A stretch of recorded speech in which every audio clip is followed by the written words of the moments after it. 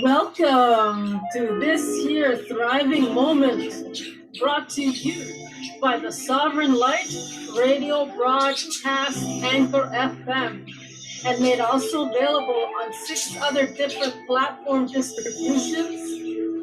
Live from North York, Ontario, Canada, I am your host. It's Reverend Maria Arvanity. And with us here today, live from Vienna, Austria, our very special guest, Metwaly. Welcome. Hello. Oh, okay. Just checking out the devices here. Welcome, Metwaly. Today's episode is on mandalas and how they work. On August of 1980, in Utopia, Austria, rather Vienna, the son of a Venetian woman and a Cypriot immigrant, Metwaly, came to be. When he was 4, his mother remarried an Egyptian and was named Metwaly. And that's how he got his name, Metwaly. At around the age of 8, Metwaly's mother began enabling his creative side and by providing him with art supplies because she noticed how Metwaly's joy for talent was in drawing. By the age of 20, Metwaly already had several exhibitions through his street art, paid for his study in philosophy and the cultures of Southeast Asia. When his mother died in 2002, Metwaly decided to stop studying and pursue the freedom of an artist's life, to present where he creates daily as his mission to inspire and uplift others, such as ourselves, and with constantly growing art collections to share on his Facebook profile. You can go and visit at any time, and I invite you to come and do this, to see his renowned 2014 hieroglyph on a blue canvas creation from timelessness. Metwaly was able to open up a timeless space portal and into another dimension.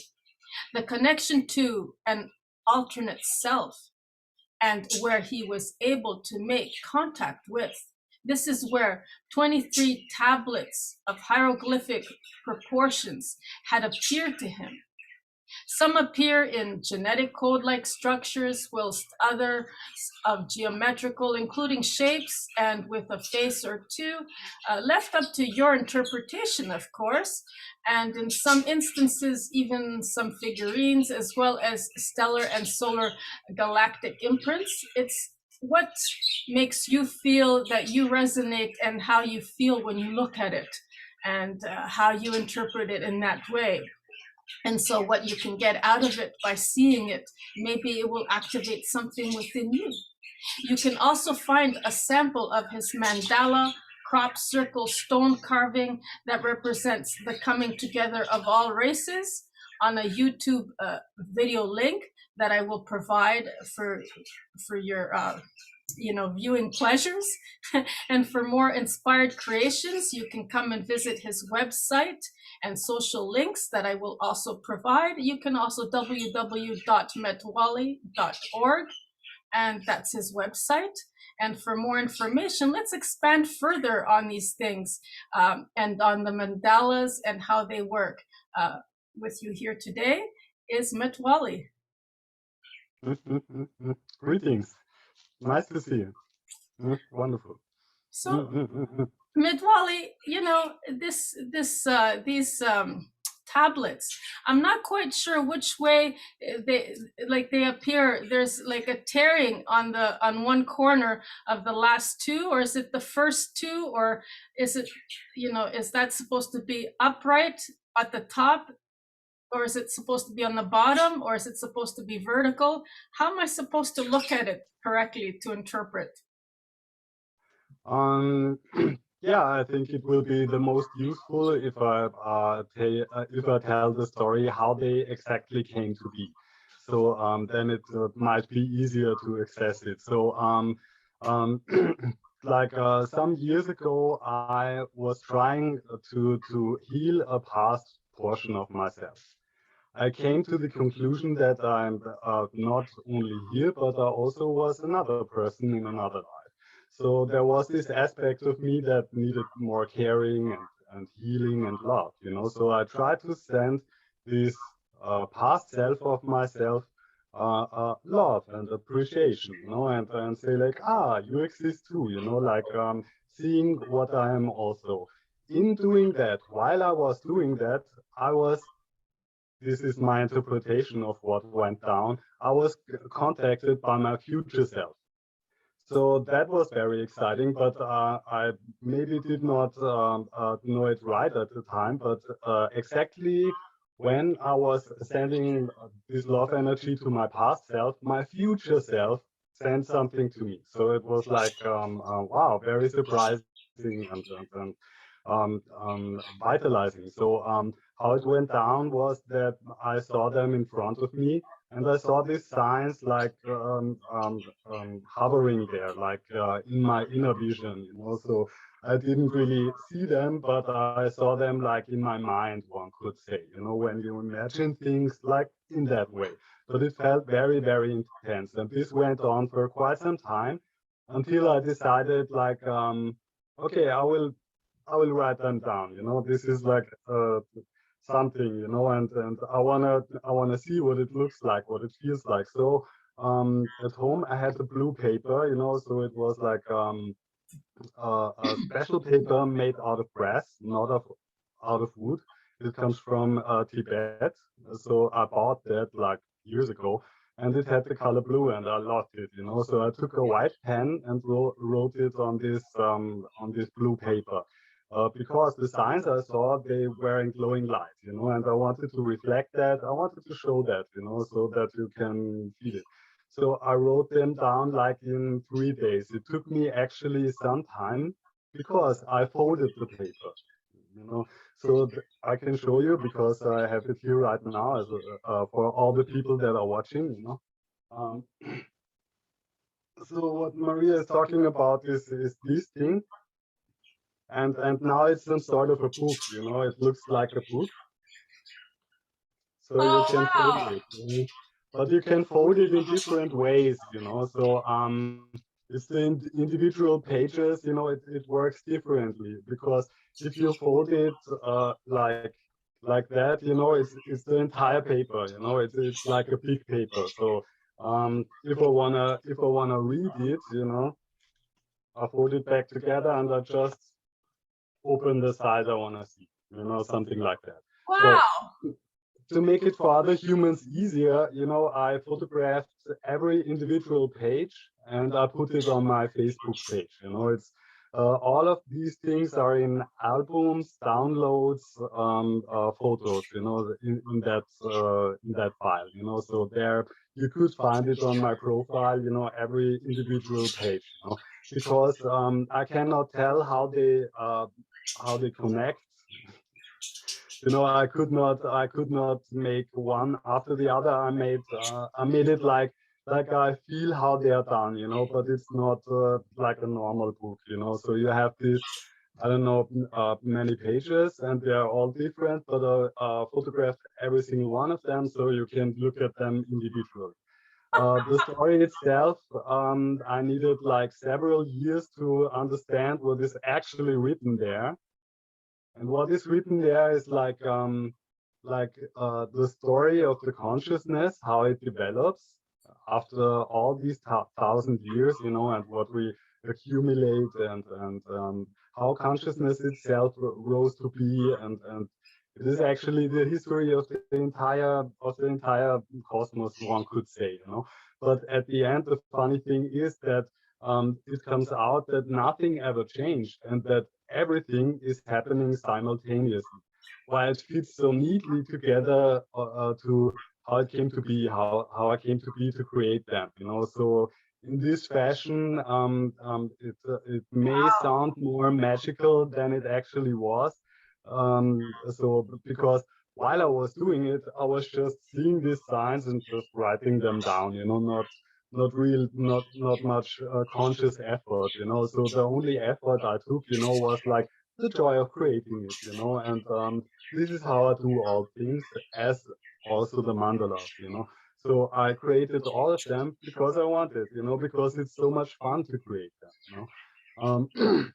And this is also how I came to do these mandalas on the street. I did that for many years. I took some chalk and I paint them on the ground, So, and people would give me their coins for that, because they loved what they see. So, but basically why I did that was because I wanted to do it.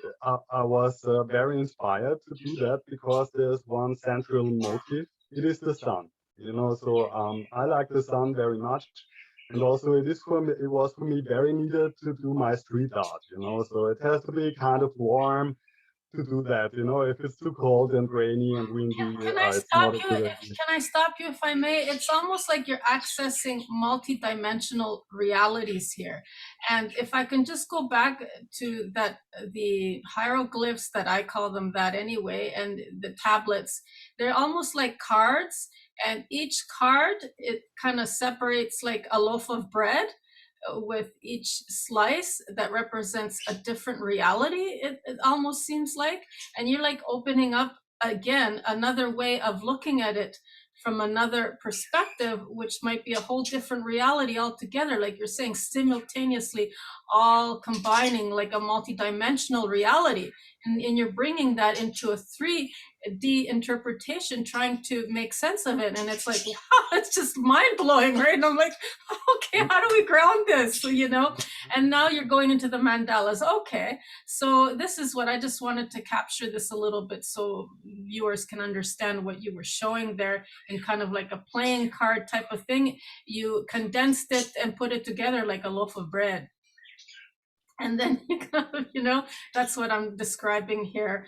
And so when you lay it out, is it supposed to look, I guess this is what I thought, vertical, horizontal? Is it upside down? Is it inside out? How, I was looking at those aspects, those dimensions, and then you brought a whole different dimension altogether by compressing them. So that just kind of blows my mind. Anyway, so if you want to continue on. But I can expand on that a little bit just to avoid confusion, So the way I created it was just through inspiration and fun, So I found it would be really great fun to do, So I came to learn all of these things just after the fact, So the way I painted them, so I photographed them in the way they are supposed to see. So every photo on this Facebook page, it's in the right order already. And also it is in the order I would put them in, so you don't have to worry where is upside down. So this is how I meant it, the way I put it there. So yeah, that is the one thing, because of course when I made them, of course I would know where is up and down because I made them, So Are we this is dealing with are we dealing with one galaxy here? What can you explain? Is it like one when you fold it? I mean, when you just spread it right out, like you have on your profile, Facebook. Is it like the whole one galaxy we're looking at here? Can you explain? But I do not know that for certain, So all I can say is that it is the galaxy where we are in, or the cosmos that we are in. I did not have any information or vision that it is like another galaxy or another reality or another dimension. No, it was about this galaxy, about this reality, about this consciousness. Okay. How it evolved over the eons, So when we started to get a mind and when we started to get a body, like how it did evolve, one could say, So but the thing is, I did not create it, so I did not create it consciously. Like, what sign to do not next, So So I just saw them, one could say, in my inner vision. It was like dancing in front of my eyes. And it would not stop until I write it down. Up until that point, I would just have this vision, but with no, shall we say, conscious effort. I was not sitting there like, oh, I need the vision of the symbols. No, they just were dancing around. So when I painted them down, it became more calm. Then I stopped having that vision all the time because I wrote it down. So and this is kind of how it works. So while I was writing them down and while I was creating this, shall we say, like, yeah, it looks like a book or something. While I was creating this book, I just made one step after the other with little to no conscious effort. So it was like, oh, I will have to do the next step in this way. Otherwise, I will not be able to continue to write it down. So okay, let's fold it one time. And then, okay, let's fold it the next time. We need a little cut there. And then this sort of emerged. So, but yeah, that's the same like with every creative process. So um, this is why it's so important to me to bring across the process. So if somebody hears that, maybe somebody can get inspired and see like, hey, it can be great fun to create. Like a writing or like a mandala or whatever. So share with us now, I believe there's a mandala on your ceiling, and you were talking about the sun, and before I interrupted you. Is that your latest mandala, and can you describe it? It's okay. I will try to. Yeah, also for the ones that are listening to it on radio, that's why if you can also describe Yeah, it. yeah. So, after I was at a certain point, I had to stop doing the street art because I was doing them in a very extreme way. So some mandalas on the street, they took me like many hours, like sometimes even 30 hours or 50 hours in a row that I would draw on the street. So that taxed my body, and I had to stop the street art in order to, not completely destroy my knees. That was a specific problem.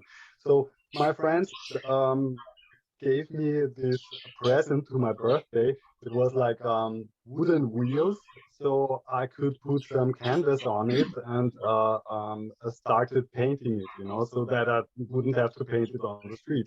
And on the other hand, it would be more preserved because, of course, the street art, it will be gone after 1 or 2 weeks. You can not see anything anymore. But if I paint it on canvas, it's preserved longer and we can look at it, and maybe one day somebody buys it, but that's not the most important thing.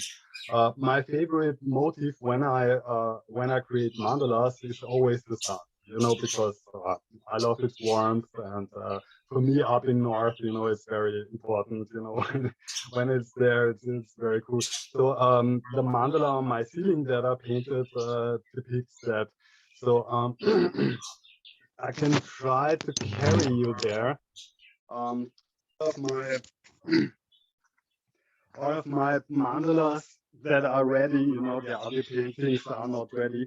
All of my mandalas that are ready are to be seen on my Oh, homepage that's and beautiful. on my Facebook page. So don't worry, but just as a little special for your viewers. So what we can see now is like the middle of the mandala where I painted a sun. And this is my favorite motif. So yeah, and the sun is painted. The sun is painted in magenta colors and orange colors, and we have the blue background. And I just love how it feels. This orange sun in the blue background. Ah, that's my favorite motif, and by far the motif that I painted the most when I did the street mandalas with the dogs. So. Okay, so there we have that on the ceiling, but I did not prepare very well, so excuse me but the rest should be fine. Okay, we have my door. You can see my drum up there and a few plants. So I hope it's good for the interview. But yeah. Wow. Okay. And then you have a few mandalas on your Facebook profile, especially the one that shows your Facebook profile.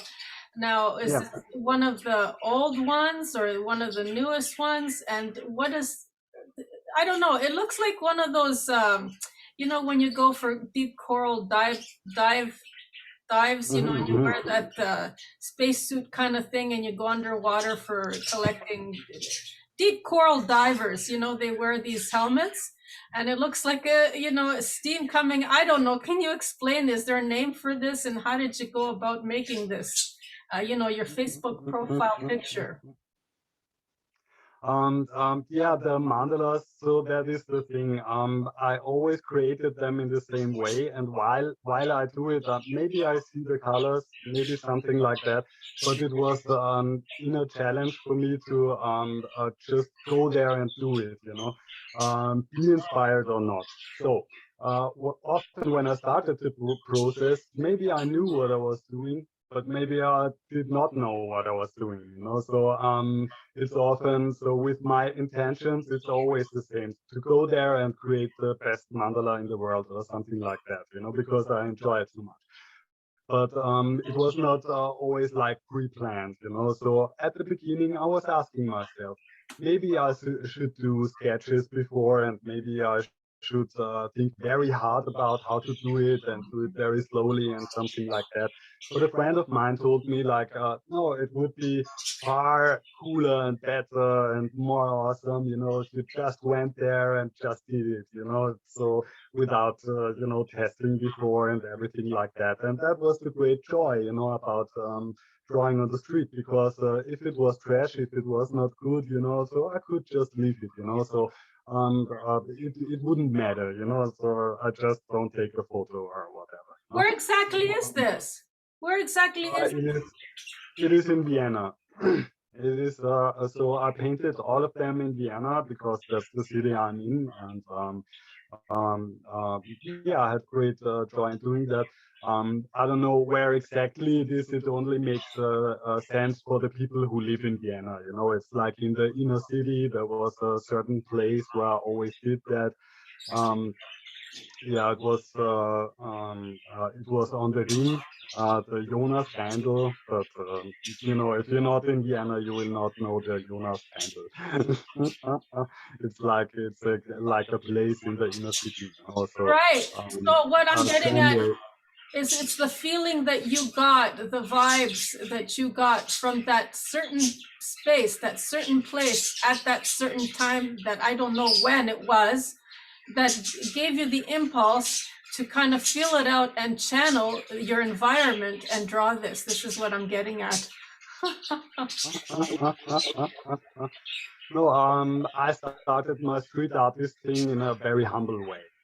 So I saw a didgeridoo player on the street, and I approached him and said like, "Hey, can I listen?" And he said like, "Yeah, no problem."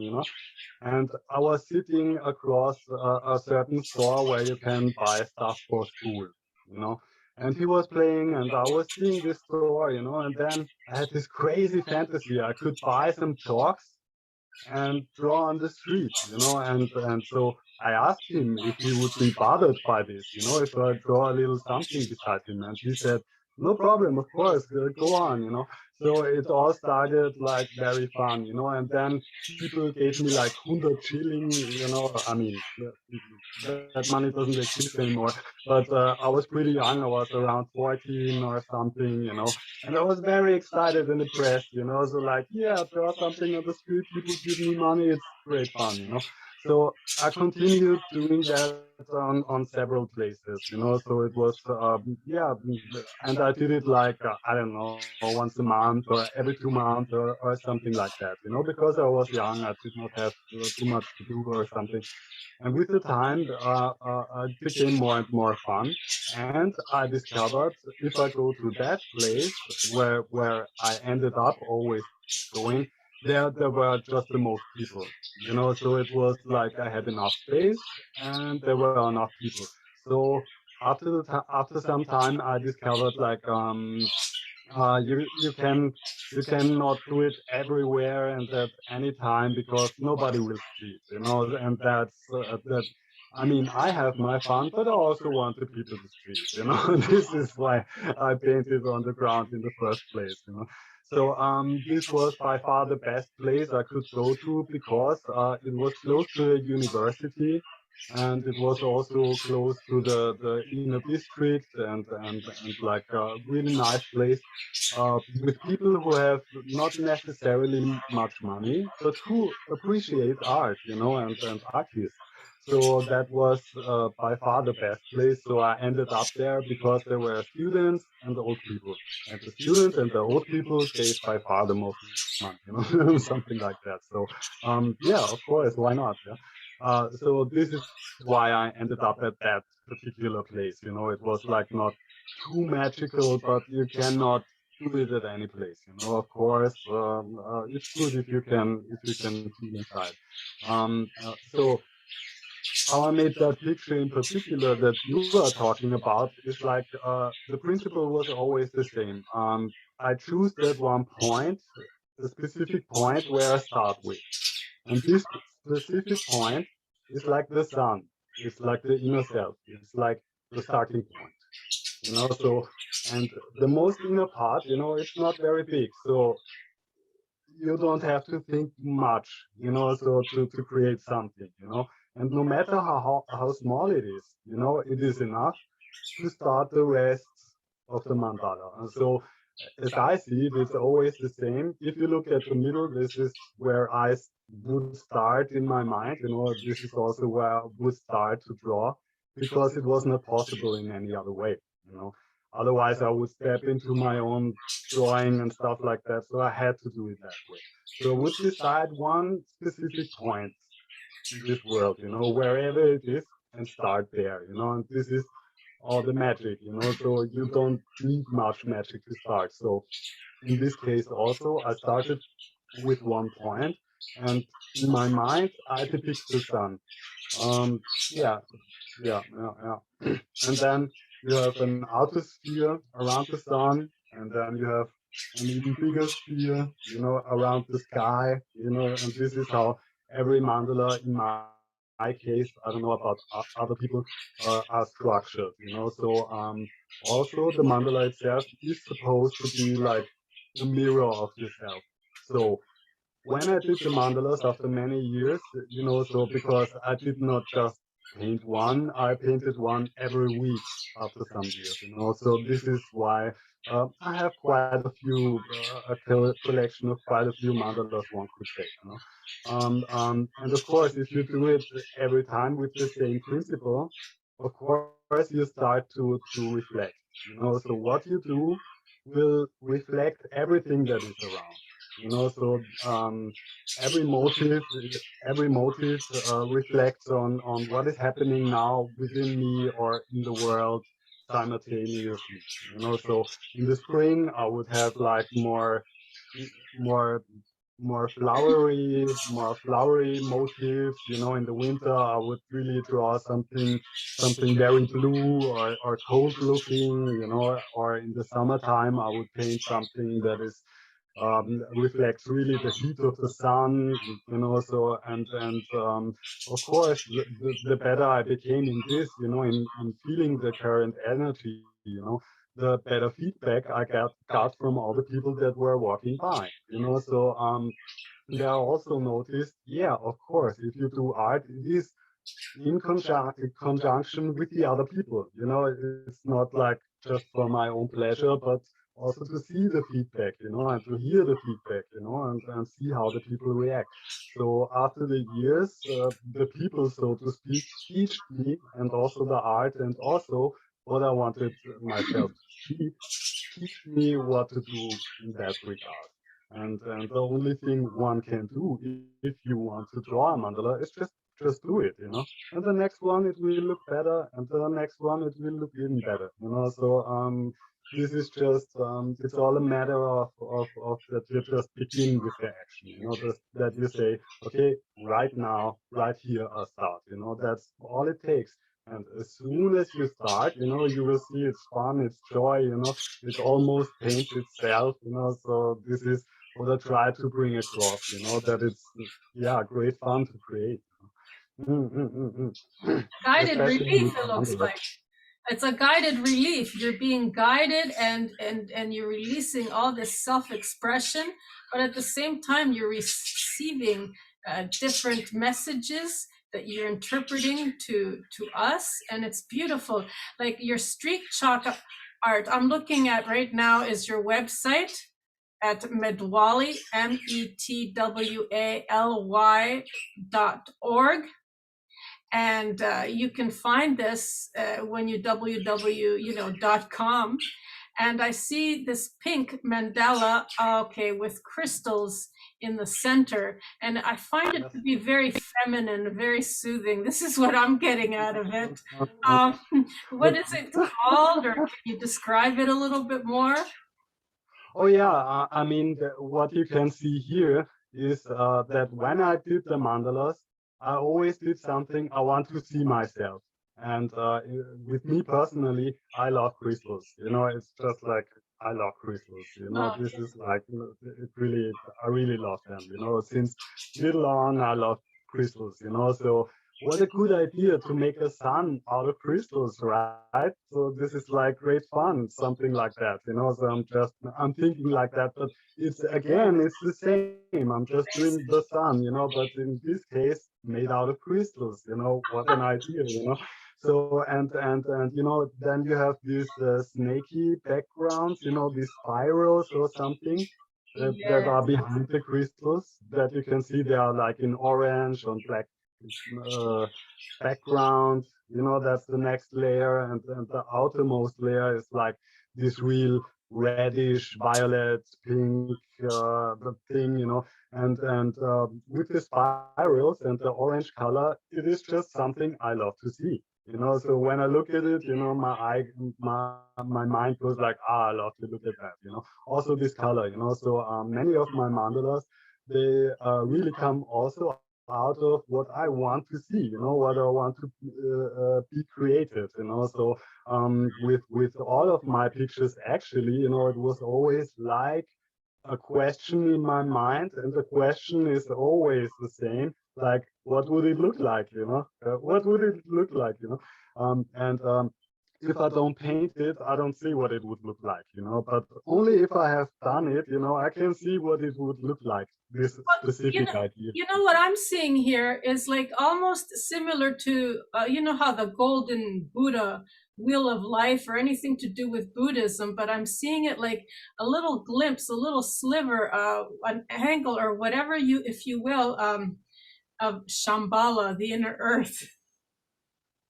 Yeah, I mean, this motif in particular may shine through it, because if you look at crystal structures, how they look when they make this thing, it really looks like a core of a planet or something, it's like you immediately have this connection, right? So yeah, and also that reflects what my intention is, with that entire thing, to sort of point to the self. This is why all these mandalas are, of course, arranged around the center. So This you're is like capturing a little vision of what the inner earth, Shambhala, might look like. I find it, I'm sorry, but I'm finding it very feminine, this one in particular. That's why I wanted you to describe it other than the sun that we see. Perhaps it's more of an inner core earth uh, Shambhala, if you will. You see, this is what I'm seeing. I don't know why. I'm really attracted to it. no, the basic thing is whatever I do, whatever I create, of course, it reflects whatever I have going on spiritually. And spiritually, I believe like uh, how should I put it, that the infinite is feminine. This is like how I feel. Maybe because I'm a guy, I don't know, but it's like really like, God is female, in my perception, in my view, this is the way how I feel it. So and in this case in particular, yes, all of the colors that would or could represent her, so to speak, like this big female energy, so this is what I absolutely love and dig, and I have the feeling people also maybe need more of, I mean, we have a lot of this logical structured energy, like yeah, man, and stuff like that, but maybe it's good that we may look with a loving eye towards some feminine qualities, and of course, within the things I do, it will shine through, my attitude towards the feminine aspects of life, which does not mean that the male aspects are not good, but as a guy, I am sort of attracted to the female energy, so this is how Okay. I experience myself, this is also why I perceive the infinite to be female, but That makes not sense. only, but also, or this is the aspect that will shine more through, because I have this affiliation with it. Yeah. Of course. Yeah. And so what I'm also looking at your website here, metwaly.org, and in the center you have a GIF photo that is like showing all your various. Are these street chalk art, or are they murals, or are they ceiling Michelangelo kind of? Can these be found? Where did you actually draw Oh, them? they are all on the website. It's four of the street chalks I did. So the guy who programmed my website, he really loved to do this GIF. Yeah, and he did it. So yeah, it's my four most favorite motifs, so he took four of my favorite motifs, which also not only me but the people like the most, so it's a feedback, because I can of course see very clearly what the people like most and what not so much, and these were four motifs that a lot of people liked, and I guess, yeah, what they all have in common is that I made them with a great amount of joy, and this is what one may be able to see.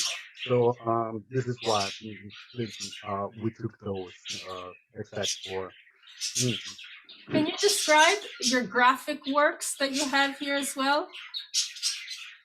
Yeah.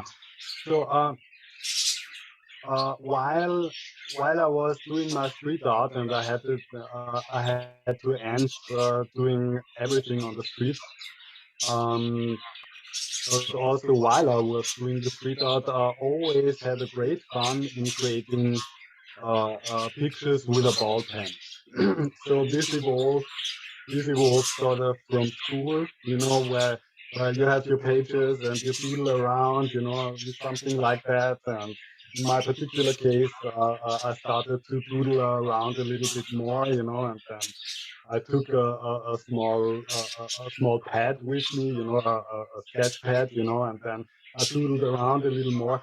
So after the years, I had so much fun with doodling around, that motifs arrived, So this was surprisingly rather late, but in the course of the years, I noticed that a lot of finished sketches were appearing, So and when they grew more and more, and then I had 5 of those, and 10, and 15, and even more, I realized, hey, these are finished artworks, So I showed them to people, and they were like, hey, that looks awesome, I want to have that too, So so yeah, this is how my graphic works developed, I would say.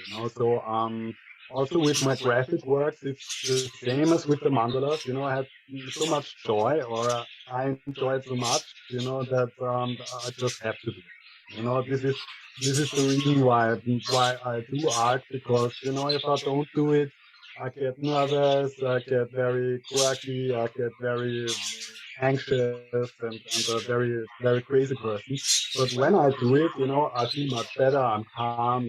Everything is happy and fine. Something like that. So this is the reason why I had to doodle around and paint all of these things. Yeah, because it brings me so much fun that I'm a more balanced person. So when I showed it to people, they also told me, like, yeah, they like it, and it's really inspiring, and all the things they see in it, and stuff like that. And again, also with these motifs, it's exclusively what I want to see. So I'm all the time I paint things I would like to see but don't see anywhere else. So this is how it comes to be. Mm. Metwaly, has anybody ever asked you, like, look at your side street, on the ground, the chalk work that you've done, in particular, the one that I'm calling the Shambhala one, to ask you, I mean, that would look great on somebody's ceiling with a chandelier, a beautiful crystal chandelier hanging from the center of it. That would look absolutely amazing. I don't know how you feel about it, or has anybody ever asked you to do like Michelangelo kind of ceiling artwork? That would be great for something like that. Mm. Yes, people have approached me. Uh, um, but the thing is, if I create something like that, it's like on the street, you can give me like, a coin or two, and we are good. Like, it's okay. You don't have to give me anything. It's fine. Everything is paid. Everything is fine.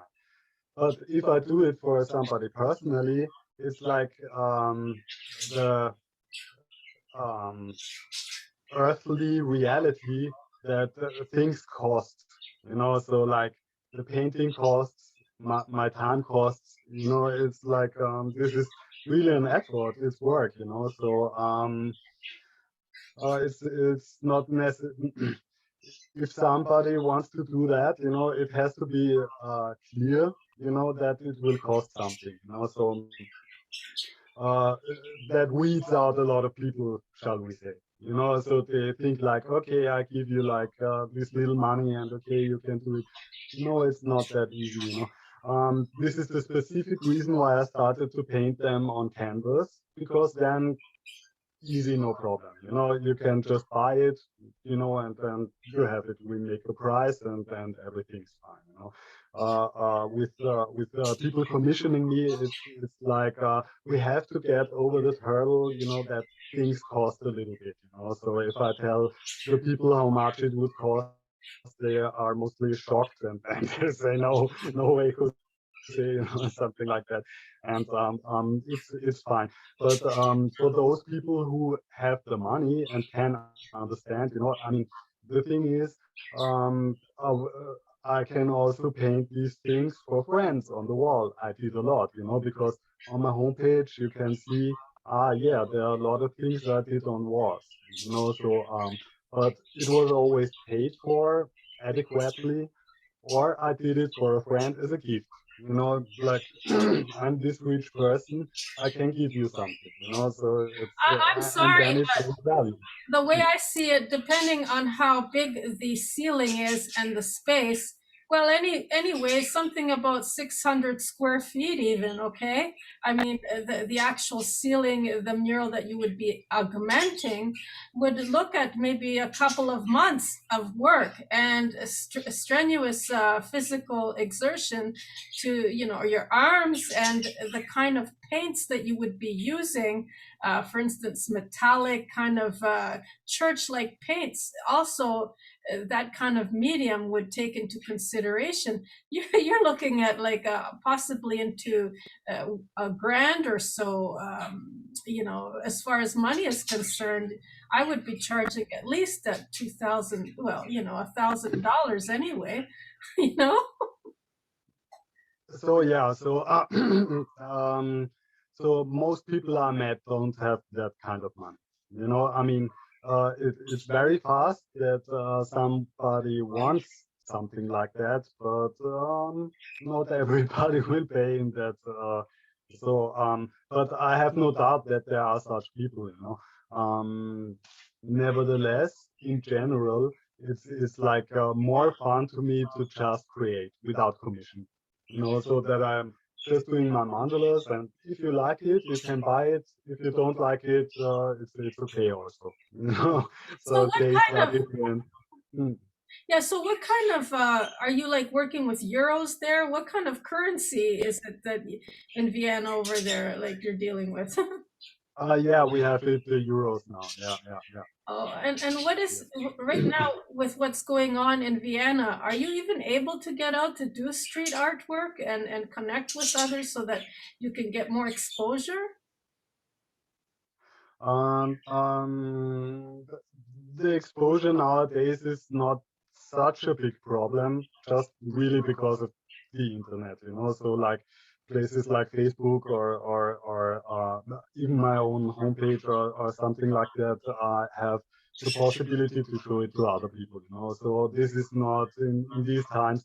This is why I got my homepage in the first place. That people can in their own pace look at it, without my guidance and assistance, so in their own time, however one pleases. So yeah, that's the one aspect. The other aspect is, of course, I mean, I don't know how much I can tell on your radio show, because if there's anybody who is sensor happy, Oh, go right ahead, and then I'll just stop you if I think it's kind of.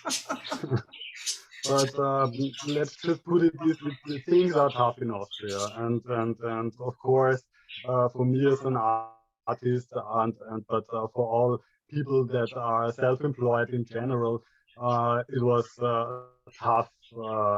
It is the toughest situation, because if the state tells you you are not allowed to meet other people, I mean, as an artist, I will make €0 if I don't communicate with people, and if I don't meet people, and if I have no opportunity to actually sell my stuff on markets or anything.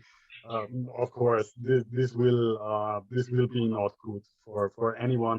So yeah, the situation in Austria is like pretty extreme. As far as I know, I mean, I live in Austria, so I cannot compare it with other countries. But it was never that extreme. It's like third Reich like levels. Where the pass controller, they control you, and you're not allowed to leave the home. We are now, I don't know, in the fourth or fifth or sixth or seventh lockdown already. So right now, as of the moment that I'm speaking, I'm not allowed to leave the house, and there are many many rules they made up, so no, this did not make things easier. To cut it short, just like in a nutshell, just to uh, encapsulate that, no, things are not easy here. Um, yeah, yeah, yeah. So, what would be, in your opinion, the best medium that you use for art? What's your favorite? Is it chalk? Is it water paints? What would be your favorite modality? Your favorite Um, medium of to draw? yeah, I have the greatest fun with using different mediums. This is the thing, because every medium has its own flavor, one could say, or for every medium, there's a reason why it's awesome, you know. So like, I love to carve stones. I love to do it with the chalk, you know. So I love to paint, you know, like with wet paint.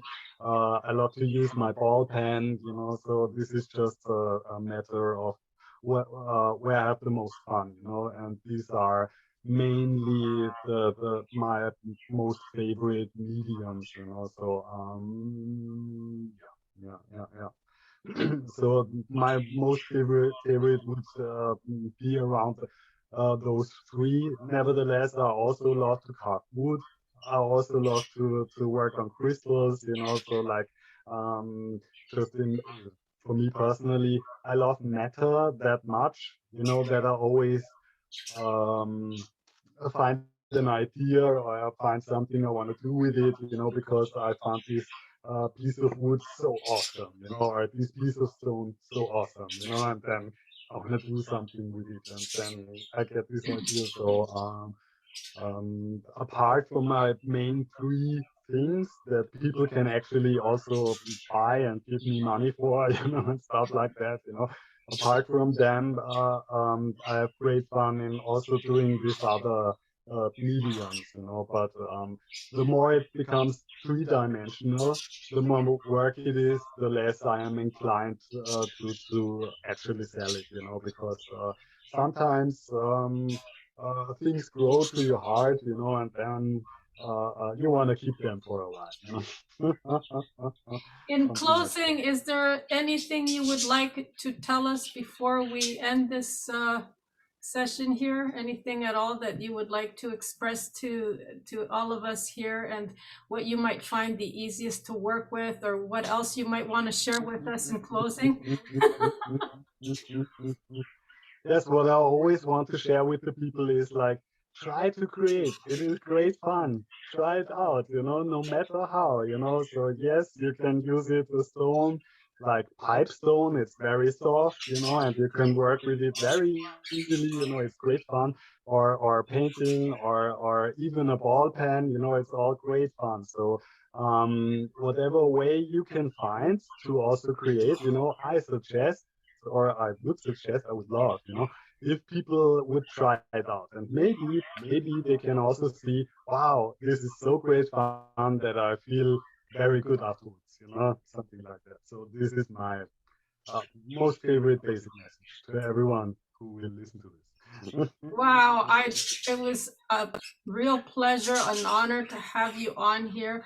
I'd like to do this again with you sometime in the future to see where you're at and how much more that you've added onto your collection, and other things that that you will go through and grow and expand on. I'd love to hear and have you share some more of your everything that you're all about. It's amazing.